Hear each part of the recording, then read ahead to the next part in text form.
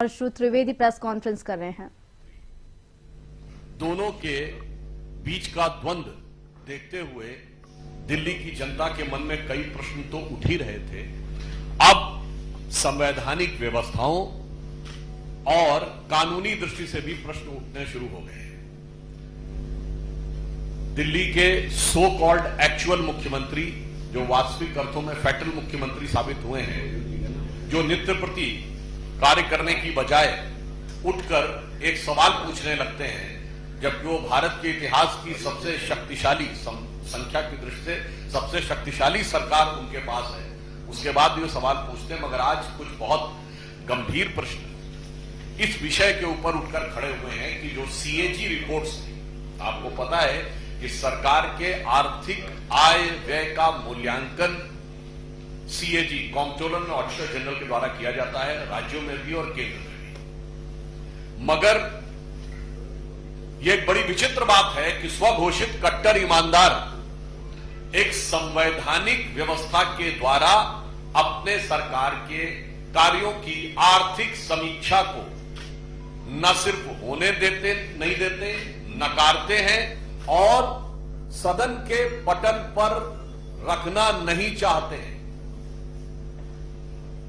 और इसलिए दिल्ली हाईकोर्ट ने भी, जो प्राप्त सूचना है मीडिया में, उसके अनुसार दिल्ली हाईकोर्ट ने एक ऑब्जर्वेशन यूज किया है कि Delhi government is dragging its feet, यानी अपने कदम खींच रही है इन प्लेसिंग द सीएजी रिपोर्ट, अर्थात दिल्ली की सरकार सीएजी की रिपोर्ट सदन के पटल पर रखने से कदम पीछे खींच रही है। यह दुर्भाग्यपूर्ण है। The exact word is the Delhi government is dragging its feet in placing the CAG report is unfortunate।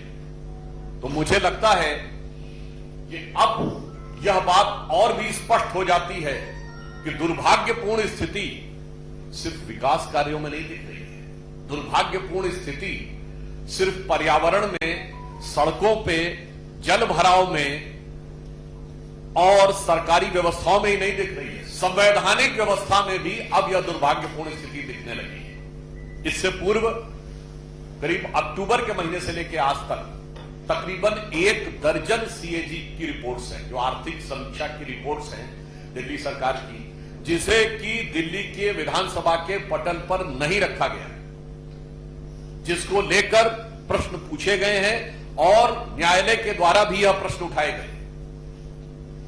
और बहुत मजेदार बात यह है कि स्वघोषित कट्टर ईमानदार के द्वारा संचालित सरकार में दिल्ली के विधानसभा सेक्रेटेरिएट ने 11 जनवरी को, इसी 11 जनवरी 2025 को यह कहा है, there is no use of tabling the reports,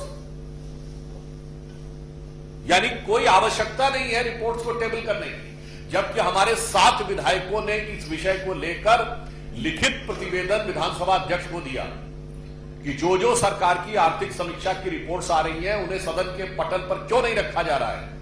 मगर मैंने कहा ना, स्वघोषित कट्टर ईमानदार अपनी सरकार की आय व्यय का लेखा रखने को आवश्यक नहीं मानते, जबकि न्यायालय उसको दुर्भाग्यपूर्ण मान रहा है। इससे यह साफ हो जाता है कि ये एनार्किस्ट तो है ही, यह आपदा तो थी ही, आर्थिक आपदा भी है, राजनीतिक आपदा भी है, विकास की आपदा के साथ साथ अब आम आदमी पार्टी की सरकार में संवैधानिक आपदा भी है। Their anarchist character is now pervading in the constitutional institution and constitutional procedures which are very much required for proper functioning of a government। आप स्वयं सोचिए, यदि सरकार की आर्थिक आय व्यय की समीक्षा को सार्वजनिक ही नहीं करना चाहेगी सरकार, तो क्या यह अपने आप में एक बहुत बड़ी संवैधानिक चुनौती नहीं? और मजे की बात यह है कि जो अपनी सीएजी रिपोर्ट सदन के पटल पर नहीं रखते, वो हर बात पे आके सवाल पूछते हैं। सरकार आपकी है, मुख्यमंत्री आपकी हैं। वैसे तो मेरे विचार से अस्थायी मुख्यमंत्री भी सरकारी अस्थायी है, जो कि अब चंद दिनों की मेहमान है, परंतु उसके बाद आप आकर सवाल नहीं पूछते, सवाल ही पूछते रहते हैं, जवाब नहीं देते। चलिए राजनीतिक जवाब मत दीजिए, वो तो आपकी स्टाइल ऑफ फितरत समझते हैं कि आकर अनेक प्रकार के अनर्गल आरोप और आक्षेप लगाना आम आदमी पार्टी की फितरत है। परंतु मैं आपसे कहना चाहता हूं, जो आपकी संवैधानिक अपरिहार्यता है, जो आपका संवैधानिक कर्तव्य है, उसका आप जवाब देने से कब तक बचने का प्रयास करते रहेंगे, यह मैं केजरीवाल जी से पूछना चाहता हूं। और मुझे लगता है यह संगति का असर भी हो सकता है। जैसे जब से ये लोग कांग्रेस के साथ गए थे तो भले ही साथ में गए, अलग हो गए, मगर वायरस तो साथ में लेके आ ही गए। तब ये लोग आरोप लगाते थे ना कि कांग्रेस में पीएम तो है पर एक सुपर पीएम भी है। तो आज वही रोग इनके अंदर आ गया, एक सीएम तो है, एक सुपर सीएम भी है। तो जैसे डॉक्टर मनमोहन सिंह ने कभी सदन के पटल पे बोला था, जब उनसे जवाब पूछे जाते थे कि 100 जवाबों से अच्छी है मेरी ये खामोशी, जिसने न जाने कितने सवालों की आबरू रख ली। मेरी तो खामोश रहने वाले हैं ही, ये तो हल्ला मचाने वाले हैं। तो मुझे लगता है कि आज केजरीवाल जी जो करने का प्रयास कर रहे हैं, वो शायद ये कहने का प्रयास कर रहे हैं कि 100 जवाबों से अच्छा है मेरा ये बवाल। तो रोज आकर कुछ ना कुछ बोलना शुरू कर देते हैं, 100 जवाबों से अच्छा है मेरा ये बवाल, ताकि आर्थिक घोटाले के हर पहलू से बचते रहे केजरीवाल।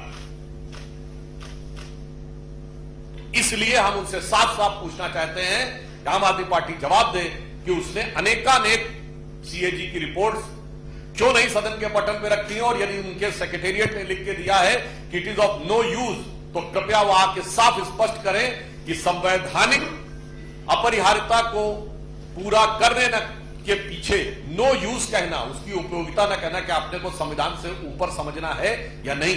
आप सीएम से ऊपर तो अपने को समझ रहे हैं, ये समझ सकते हैं, पर लग रहा आप अपने को संविधान से भी ऊपर समझ रहे हैं। धन्यवाद।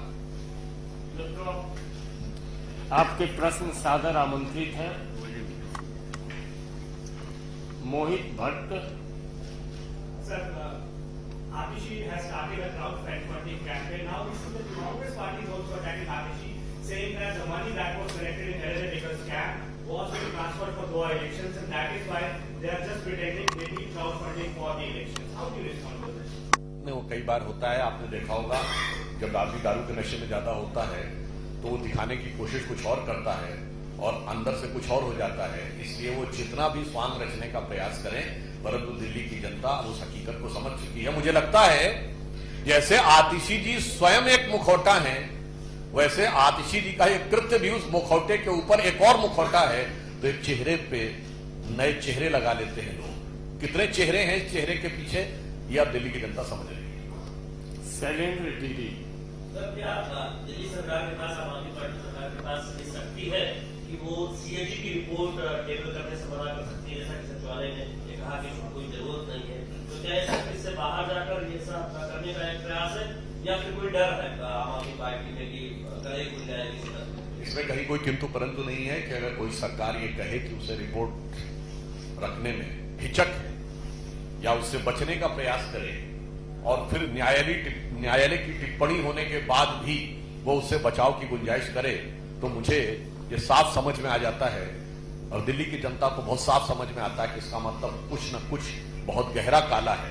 परंतु उन्होंने जो कारनामे कर रखे हैं, वो कितना भी बचाव कर लें, वो छुपने वाले नहीं है, क्योंकि कारनामे सीएजी की रिपोर्ट के बियॉन्ड दिखाई पड़ रहे हैं। बस सीएजी की रिपोर्ट से सदन के पटल पे दिखेंगे। एक कहावत होती है, शायद आप लोगों ने सुना हो कि नेहुरे नेहुरे कहूं ऊंट की चोरी। इसका मतलब झुकते झुकाते ऊंट की चोरी नहीं की जा सकती है।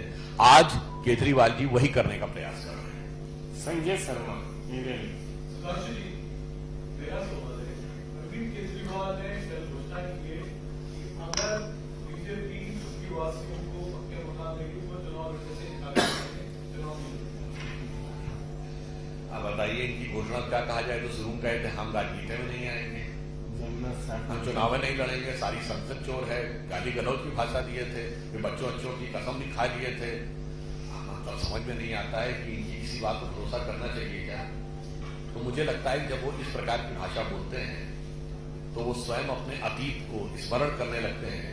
और राजनीति में यदि आज क्राइसिस ऑफ क्रेडिबिलिटी उत्पन्न हो गई है, अविश्वसनीयता का संकट, तो उसके मूर्तिमान स्वरूप श्री अरविंद केजरीवाल है। If there is a perception in the people that there is a crisis of credibility in politics, then the embodiment of that crisis of credibility is nothing but Shri Kejriwal himself. अमूद Rai, TV9। मुझे एक दिल्ली चुनाव से जुड़ी बड़ी खबर ये भी है कि एलजी ने जिस तरह से कल संपूर्ण बस्ती स्लम को लेकर बयान दिया, उसके बाद आज आम आदमी पार्टी कह रही है कि झूठ बोल रहे हैं जी और बुरा झूठ है उनका। देखिए, मुझे लगता है कौन सच्चा है कौन झूठा है ये आम आदमी पार्टी के कृतित्व से साफ दिखाई पड़ता है। और इस प्रकार की भाषा प्रयोग करना संवैधानिक पद पर बैठे हुए लोगों के लिए और स्वयं अपने आचरण, तो हम पूछना चाहते हैं ना, आप क्यों नहीं सच बोल रहे हैं? सीएजी की रिपोर्ट रख दीजिए, ये तो आपका कॉन्स्टिट्यूशन रिक्वायरमेंट है। और नहीं है तो आप आकर बोल दीजिए। आप यही देखिए, सच और झूठ में तो एक ही बात कहना चाहूंगा, ये भारत के इतिहास के इकलौते सरकार है जिसने एक शराब घोटाला किया और फिर ये कहा कि नहीं हमारी नीति तो एकदम सही थी, और फिर उसके बाद इसको विड्रॉ भी कर लिया। अच्छा, विड्रॉ कर लिया तो बात खत्म कर देनी चाहिए। फिर आपने देखा होगा दर्जनों बार, मैं खुद भी रहा हूं डिबेट्स में, कि इनके लोगों ने आके उसी शराब घोटाले को डिफेंड भी किया है। मतलब आपने अद्भुत उदाहरण नहीं देखा होगा ऐसा कि कोई सरकार एक पॉलिसी बनाए, सीबीआई की जांच शुरू होते ही वो पॉलिसी को विड्रॉ भी कर ले और विड्रॉ करने के बाद उसको डिफेंड करे। इसलिए मैं उनसे पूछना चाहता हूं कि आप कितने भी जवाब देने से बचने की कोशिश करें, परंतु भारतीय जनता पार्टी इन मुद्दों पे आपसे